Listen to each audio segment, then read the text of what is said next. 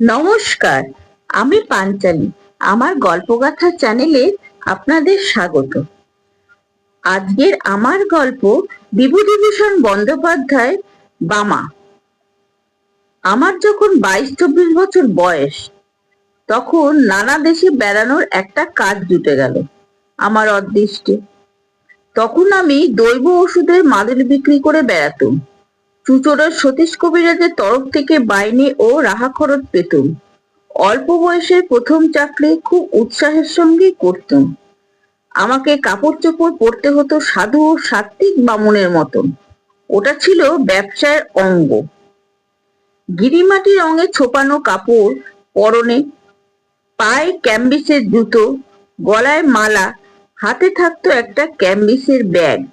তারই মধ্যে মাদুলি ও অন্যান্য ওষুধপত্র থাকতো। বছর তিনেক সেই চাকরি করি। তারপরে শরীরে আর সইল না বলে ছেড়ে দিল। একবার যাচ্ছি বর্ধমান জেলায় মেমারি স্টেশন হইতে মাখুমপুর বলে একটা গ্রামে। এটা মাদুলির বিক্রির জন্য নয়, মাখুমপুরে শচীশ কবিরাজের শ্বশুর বাড়ি। সেখানে জমিজমের ওয়ারিশন দাঁড়িয়েছিলেন শচীশ বাবু। শ্বশুরের ছেলেপুলে না থাকায় আমাকে পাঠিয়েছিলেন পৌষ কিস্তির সময় জমিজমার খাজনা যতটা পারে আদায় করে আনতে। কিন্তু তাহলেও পরনে আমার গেরুয়া কাপড়, হাতে মাদুলি ও ওষুধ ভরা ক্যাম্বিসের ব্যাগ ইত্যাদি সবই ছিল। যদি পথে ঘাটে কিছু বিক্রি বাট্টা হয়ে যায়, কমিশনটা তো আমিই পাবো। কখনো ও অঞ্চলে যাইনি। মেমারি স্টেশনে নেমে বেলা 2টোর সময় হাঁটছি তো হেঁটেই চলেছি, পথ আর ফুরায় না। এক জায়গায় একটা ছোট বাজার পড়লো, সেখানে কিছু খেয়ে নিয়ে আবার পথ হাঁটি। গ্রামে গ্রামে ওষুধ বিক্রি করে বেশ কিছু রোজগারও করা গেল। দেরিও হলো বিশেষ করে সেই জন্যই। আর একটা বাজার পড়লো, সেখানকার দোকানদারদের কাছে শুনলুম আমার গন্তব্যস্থানে পৌঁছতে অন্তত রাত 9টা বাজবে। কিন্তু সকলেই বলল সন্ধ্যের পরে আগে গিয়ে আর পথ হাঁটবেন না ঠাকুর মশাই। এসব দেশে ফাঁসুরে ডাকাতদের বড় বেশি ভয়। বিদেশি দেখলে মেরে ধরে সর্বস্ব আদায় করে নেয়। প্রায় বনের ধারে বড় বড় মাঠের মধ্যে ঘাপটি মেরে বসে থাকে সাবধান হয়ে। একটা দিঘি পড়বে মাঠের মধ্যে, ক্রোশ 3 হবে। জায়গাটা কিন্তু ভালো নয়। বড় বড় মাঠের ওপর দিয়ে রাস্তা। সন্ধে প্রায় হয়। এমন সময় দূরে একটা তাল গাছ ঘেরা দিঘি দেখা গেল। আমার বুক ঢিপঢিপ করে উঠল। দিঘির পাশে সঞ্জয়পুর বলে একটা গ্রাম। সেখানেই রাত্রের জন্য আশ্রয় নেওয়ার কথা। কিন্তু সন্ধ্যা তো হয় তাল দিঘি এদিকেই অন্ধকার, আর হবার কোনো দেরি নেই। কোথায় বা সঞ্জয়পুর, কোথায় বা কি। মনে ভারী ভয় হলো। এখন কি করি? সঙ্গে মাদুলি ও ওষুধ বিক্রির দরুন অনেক টাকা। পরেক্ষণেই ভাবলাম কিছু না পারি দৌড়তে তো পারবো, না হয় ব্যাগটাই যাবে, প্রাণটা তো বাঁচবে। ভয়ে ভয়ে দিঘির কাছাকাছি এলুম। বড় সেকেলে দিঘি, খুব উঁচু পাড়। পাড়ের দুধারে বড় বড় তাল গাছের সারি, তার ধার দিয়েই রাস্তা। দিঘির পাড়ে কিছু লোকজনের সম্পর্ক নেই। যে ভয় করেছিল দেখলুম সবটাই ভুয়ো। মিথ্যে মানুষদের কেন এরকম ভয় দেখায় কে জানে। প্রকাণ্ড দিঘিটার পাড় ঘুরে যেমন তালবনের সারি ও দিঘি, উঁচু পাড়কে নিশ্চয়ই পেছনে ফেলেছি। সামনেই দেখি ফাঁকা মাঠের মধ্যে দূরে একটা গ্রাম লিলি করছে। নিশ্চয়ই ওটা সেই সঞ্জয়পুর। বাঁচা গেল বাবা, কি ভয়টাই না দেখিয়েছিল লোকে। দিব্যি ফাঁকা মাঠ, কাছেই লোক বসতি, গায়ের গরু বছর চড়ছে মাঠে। কেন এসব জায়গা বিপদ থাকবে?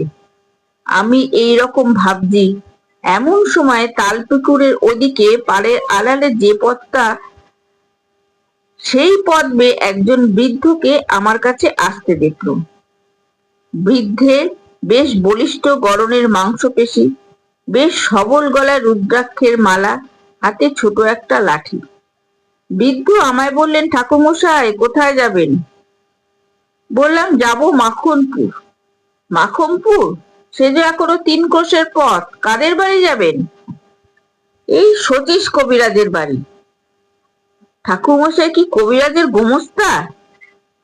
গোমস্তা নয়, আমি যাচ্ছি জমি জমার কাজে বটে। এ অঞ্চলে আর কাউকে চেনেন? মশাই নিজের বাড়ি কোথায়?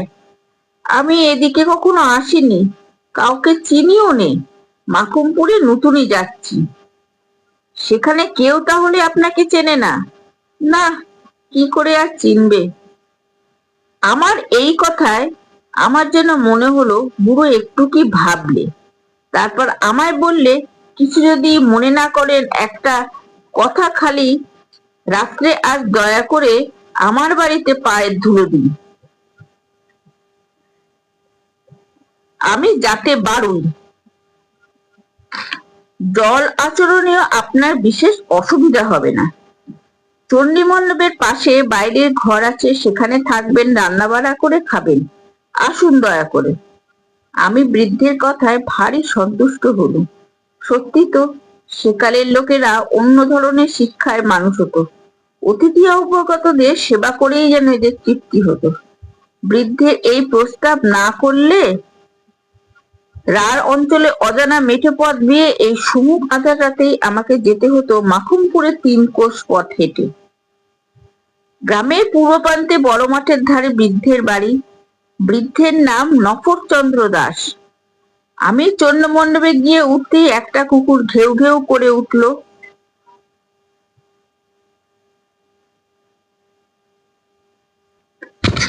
কুকুরের এই ডাকটা আমার ভালো লাগলো না। এর আমি কোনো কারণ দিতে পারবো না, কিন্তু কুকুরের এই চিৎকারে যেন একটা ছন্নছাড়া অমঙ্গলজনক অর্থ আছে। মঙ্গল সন্ধ্যায় কোনো গৃহস্থ বাড়িতে আসিনি, যেন শ্মশান বাড়িতে এসেছি। বৃদ্ধের বাড়ি দেখে মনে হলো বেশ অবস্থাপন্ন গৃহস্থ। বাড়ির উঠোনে সারি সারি 3টে বড় বড় ধানের গোলা, গোলার সঙ্গে প্রকাণ্ড গোয়ালঘর, বলদ ও গাই আছে প্রায় 20-22টা। অন্তঃপুরের দিকে 4খানা বড় বড় 8চালা ঘর। বাইরে এই চণ্ডী মণ্ডপ ও তার পাশে আর একখানা কুঠুরি। আমার কথাটা ভালো করে বুঝতে গেলে এই কুঠুরিটার কথা আরেকটু ভালো করে শুনতে হবে। কুঠুরিটিকে চণ্ডী মণ্ডপ সংলগ্ন একটা কামরাও বলা চলে, কারণ একটা সরু রোয়াকের দ্বারা চণ্ডী মণ্ডপের পেছন দিকে সঙ্গে সংলগ্ন, অথচ দোর বন্ধ করে দিলে বাইরের বাড়ির সঙ্গে এর সম্পর্ক চলে গিয়ে এটা ভেতর বাড়ির একখানা ঘরের সামিল হয়ে দাঁড়ায়। আমায় বাসা দেওয়া হলো এই কুঠুরিতে। কুঠুরির এক পাশে ছোট্ট একটা চালা, সেখানে আমার রান্নার আয়োজন করে দিয়েছে।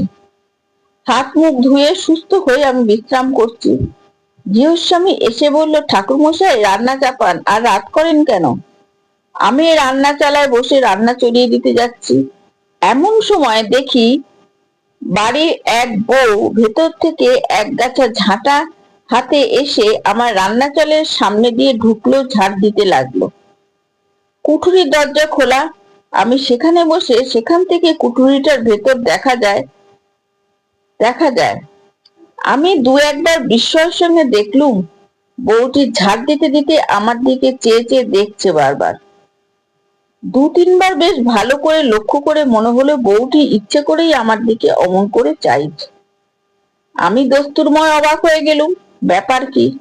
সম্পূর্ণ অপরিচিত একটি মেয়ে, পল্লীর গৃহস্থবধূ, এমন ব্যবহার তো ভালো নয়। কি হাঙ্গামায় আবার পড়ে যাবো রে বাবা! কর্তাকে কাছে বসিয়ে রাতে গল্প করবো নাকি? এমন সময় বউটি ঝাঁট শেষ করে চলে গেল, কিন্তু বোধহয় 5 মিনিট পরেই আবার এলো। দেখে মনে হলো সে যেন খুব ব্যস্ত ও উদ্বিগ্ন ও উত্তেজিত। এবারও সে কুঠুরির মধ্যে ঢুকে এটা ওটা সরাতে লাগলো আর আমার দিকে চাইতে লাগলো। তারপর হঠাৎ রান্না চালার দরজায় এসে চকিত দৃষ্টিতে চারিদিকে চেয়ে কেউ নেই দেখে আমার দিকে আরো সরে এলো এবং নিচু স্বরে বলল, ঠাকুরমশাই আপনি এখনই এখান থেকে পালান, না হলে আপনি ভয়ানক বিপদে পড়ে যাবেন। এরা ফাঁসুরে ডাকাত, রাতে আপনাকে মেরে ফেলবে। বলেই চট করে আবার বাড়ির ভেতর চলে গেল। শুনে আমি তো আর নেই, হাতের খুন্তি হাতেই রইল। সমস্ত শরীর দিয়ে যেন বিদ্যুৎ খেলে গেল। সারা হাত পা অবশ ও ঝিমঝিম করতে লাগলো। বলে কি, দিব্যি গেরস্ত বাড়ি, গোলা গালা ঘরদর ডাকাত, কিরকম? কিন্তু পালাবই বা কি করে? এখন তো বেশ রাত হয়েছে। সামনে চণ্ডী মণ্ডপে বৃদ্ধ বসে লোকজনের সাথে কথা কইছে। ওখান থেকে গেলে তো সন্দেহ করবে। কাঠির মতন আড়ষ্ট হয়ে গিয়েছি একেবারে, হাতে পায়ে জোর নেই, কিন্তু ভাববার শক্তিও লোপ পেয়েছে। মিনিট পাঁচেক এমন ভাবে কাটলো। এমন সময় দেখি সেই বউটি আবার কি একটা কাজে কুঠুরির মধ্যে ঢুকে খোলা দরজার দিকে আমার দিকে চেয়ে দাঁড়িয়ে রইল। মেয়েটির কথা বলবার পূর্বেই আমি বললুম, তুমি যেই হও, তুমি পরম দয়াময়ী, বলে দাও কোন পথে কিভাবে পালাবো। বউটি চাপা গলায় বললে, সেই জন্যই তো এলুম, সব দেখে এলুম, পালাবার পথ নেই, ওরা ঘাঁটি আগলে রেখেছে। আমি বললুম, তাহলে উপায়? মেয়েটি বলল, একমাত্র উপায় আছে, তাও আমি ভেবেছি। আমি এই বাড়িতে আর ব্রহ্মহত্যা হতে দেব না। আমি অনেক সহ্য করেছি, আর করব না। দাঁড়ান ঠাকুর মশাই, আর একবার বাড়ির মধ্যে থেকে আসি, নইলে আবার সব সন্দেহ করবে। মিনিট পাঁচেক পরে বউটি আবার এলো। চকিত দৃষ্টিতে চারিদিকে চেয়ে বলল, শুনুন আমার উপায়, এই কথাটা মনে রাখুন। মনে যদি রাখতে পারেন তবে বাঁচাতে পারবো। আমার নাম বামা, আমি এই বাড়ির মেজ বউ। আমার বাপের বাড়ি গ্রামের নাম হচ্ছে কুসুমপুর, জেলা বর্ধমান, থানা রায়না। আমার বাপের নাম হরিদাস মজুমদার, জ্যাঠামশাই নাম পাঁচকড়ি মজুমদার। আমরা দুই বোন। আমার দিদি খান্তমণি, বিয়ে হয়েছে সামন্তপুরে, 13টা, বর্ধমান জেলা। শ্বশুরের নাম দুর্লভ দাস। সবাই যাতে বারুই। আমার বাবা জ্যাঠামশাই সব বেঁচে আছেন, কিন্তু মা নেই। আমার সব বুদ্ধি লোপ পেতে বসেছে। যা বলে মেয়েটি তাই করে যাই, এতে কি আর হবে। কিন্তু বউটি একবার বাড়ির মধ্যে যায় আর অল্প 2 মিনিটের মধ্যে ফিরে এসে আমাকে তালিম দিয়ে যায়। মনে আছে তো জ্যাঠামশাইয়ের নাম কি? আমি বললুম, হরিদাস মজুমদার। না না, পাঁচকড়ি মজুমদার। বাবার নাম হরিদাস মজুমদার। আর আমার দিদির নাম কি? শ্বশুর বাড়ি কোন গায়ে? খান্তমণি। শ্বশুর বাড়ি হলো শ্বশুর বাড়ি। আপনি সব মাটি করবেন দেখছি। সামন্তপুর 13টা বলুন। সামন্তপুর 13টা। শ্বশুরের নাম রায়যদু দাস, দুর্লভ রাম দাস। অবশেষে মিনিট 10-12-র মধ্যে আমার কাছে সব পরিষ্কার হয়ে এসেছে। বউটি বললে, রান্না খাওয়া করে নিন ঠাকুর মশাই, কোনো ভয় পাবেন না। আমার বাপের বাড়ির নাম দাম যখন জানা হয়ে গেছে, তখন আপনাকে বাঁচাতে পেরে গেছি। এখন শুনুন, খাওয়া দাওয়ার পরে শ্বশুর মশাইয়ের কাছে আমার বাপের বাড়ির পরিচয় দিয়ে বলবেন আপনি তাদের গুরু বংশ। আমার নাম করে জিজ্ঞেস করবেন আমার বিয়ে হয়েছে, জানেন কোথায় আছি। গলা যেন না কাঁপে, কোন রকম সন্দেহ যেন না হয়। আমি চললুম, আবার আসবো আপনার শ্বশুরকে বলার পরে। কিন্তু দেরি করবেন না, বেশি বিপদ যে কখন হয় বলা যায় না। রান্না খাওয়া শেষ না করলেও তো সন্দেহ করতে পারে। রান্না খাওয়া তাই করতেই হলো। রাত্রের অন্ধকার তখন বেশ ঘন হয়ে এসেছে।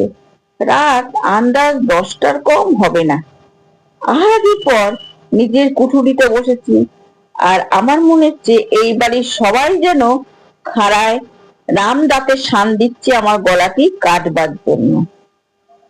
এমন সময় গৃহস্বামী স্বয়ং আমার জন্য পান নিয়ে এলো। বললেন, কে ঠাকুর মশাই, আহারাদি হলো?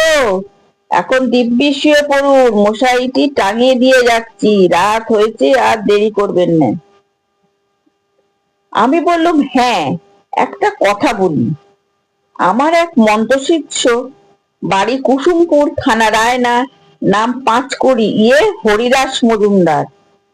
তার একটি মেয়ের নাম বামা, এই দিকেই কোথাও বিয়ে হয়েছে। তারাও যাতেই তোমাদের বারোই কিনা, তাই হয়তো চিনলেও চিনতে পারো।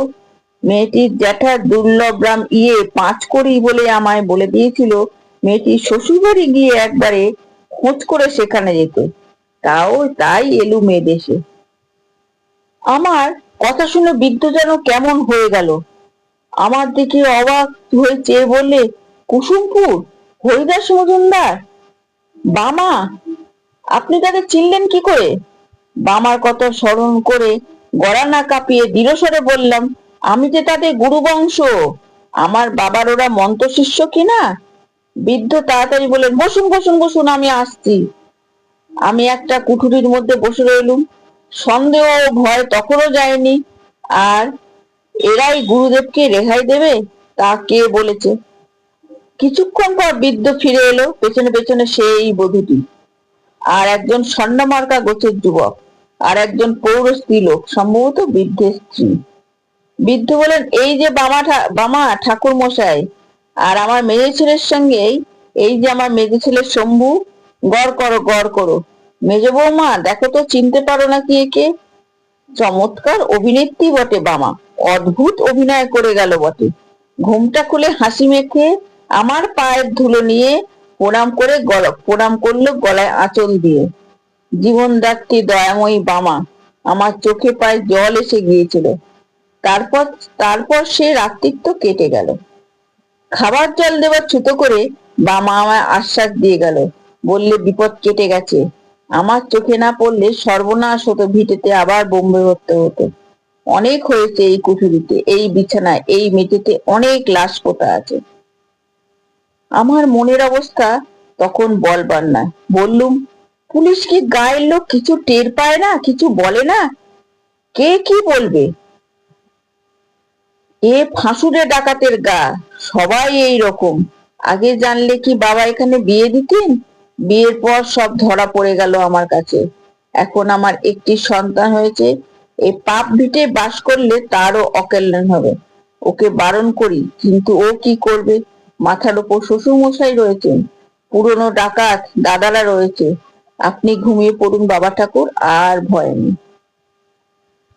সকাল হলো। বিদায় নেবার সময় বৃদ্ধ আমায় 5 টাকা গুরু প্রণামী দিলে। বামাকে আড়ালে ডেকে বললুম, তুমি আমার মা, আমার জীবন দাত্রী। আশীর্বাদ করি যেন চিরসুখী হও মা। বামার মতন বুদ্ধিমতী নারী জীবনে আমার এক চোখে পড়েনি। কতকাল হয়ে গেল এই বৃদ্ধ বয়সে সেই দয়াময়ী পল্লীবধূটির স্মৃতিতে আমার চোখে জল এসে পড়ে, শ্রদ্ধায় মন পরিপূর্ণ হয়ে ওঠে। আশা করি গল্পটি আপনাদের ভালোই লাগলো। ভালো লাগলে একটা সাবস্ক্রাইব করে দেবেন আর লাইক দেবেন। নমস্কার।